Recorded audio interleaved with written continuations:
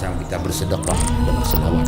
Selain bersedekah, mengundang tamu-tamu, mari kita melakukan dhiyafah, mengangkat makanan ke depan tamu. Jangan tunggu tamu mengambil sendiri, masuk tangan timu cuca-cuca kauri ke Nabi. Truk ponyo pidemak, truk poje pidemak. Puhek ditabuut uku jameh. Banyak nunggu. Na akrim zaifah, na falalam. Inabi na hek gajah kita dalam neraka. Bahkan kita nyohek batabut ke kau. Tu potayu temak ke kau. Banyak menan ku. Bersampurna buat. Menan arahan-arahan dan keistimewaan Rasulullah yang hana dapat terbelah dalam tes singkatnya. Yang keistimewaan Rasulullah yang terukir dalam yang kage lakab dari sahibul manaqib.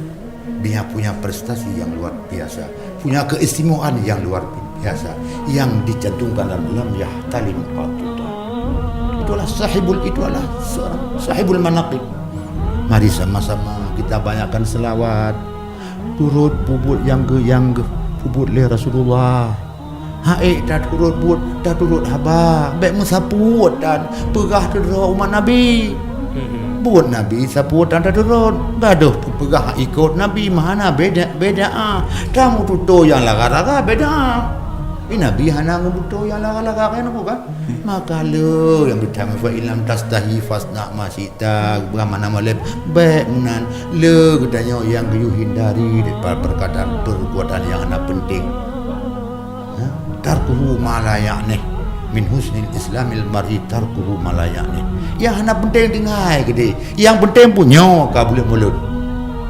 Mari sama-sama kita berselawat bersama. Mari sama-sama pada malam 12 Rabiul Awal kita merayakan, kita mengenang detik-detik kelahiran Rasulullah, membaca kisah berselawat, ada berselawat madaih memuji Rasulullah.